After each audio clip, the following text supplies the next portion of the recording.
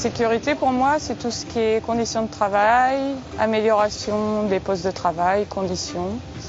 C'est la formation au premier secours. Pour nous, la sécurité, avant tout, c'est pour éviter des accidents. Ça m'évoque tout simplement de faire attention à moi-même et à mes collègues aussi. C'est vrai qu'on travaille avec des couteaux, donc essayer d'être attentif, à faire les bons gestes. C'est se protéger soi-même et protéger les autres. Chacun y met du sien et pour l'entreprise et pour tout le monde, quoi. On vient plus sereinement au travail, en confiance. Si un jour on oublie, accident. La direction Ernest Soulard a une réelle volonté de diminuer le nombre des accidents de travail. Tout d'abord parce que le bien-être des salariés est quelque chose de primordial au niveau de l'entreprise. Ensuite, nous souhaitons améliorer grandement les conditions de travail des salariés au niveau des ateliers. Et ensuite, nous souhaitons réduire l'impact économique négatif qu'ont les accidents du travail et les maladies professionnelles dans l'entreprise.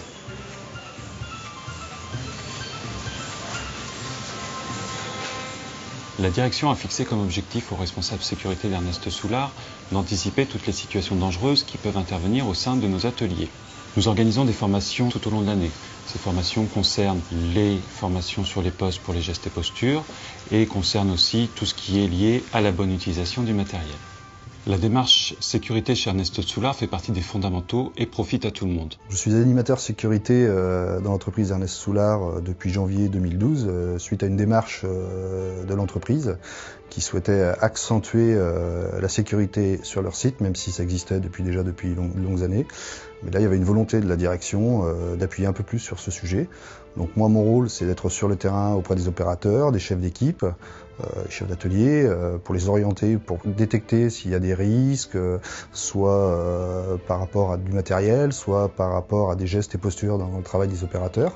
C'est essayer d'imaginer l'inimaginable. Donc la sécurité dans l'entreprise concerne tout le monde, tout le monde est acteur de la sécurité, de sa propre sécurité et de celle des autres, et du salarié au chef d'entreprise. Si on est là, c'est parce qu'il y a un petit accident à l'abattoir. Je suis en collaboration avec le CHSCT, qui se réunit en commission une fois par semaine pour statuer sur des accidents qu'il y aurait pu y avoir, ou des demandes de personnel.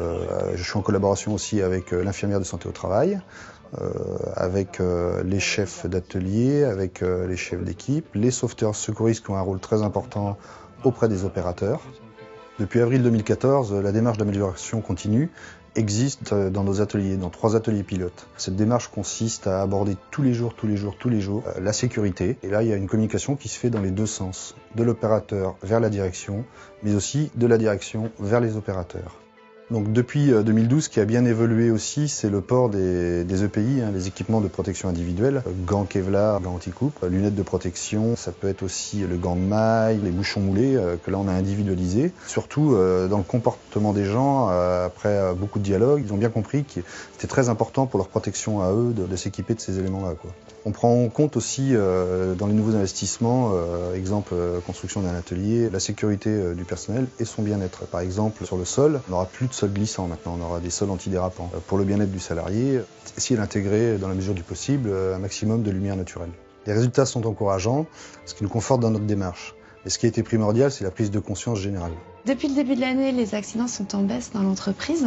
Bien évidemment, il faut encore continuer notre travail d'un point de vue sécurité. Il y a beaucoup de mauvaises habitudes à changer. Et les habitudes, une fois qu'elles sont prises, ça demande du travail sur du long terme. Heureusement, les choses se mettent en place, les choses bougent. Il faut continuer à changer les habitudes de travail dont certaines sont mauvaises. On les prend par défaut.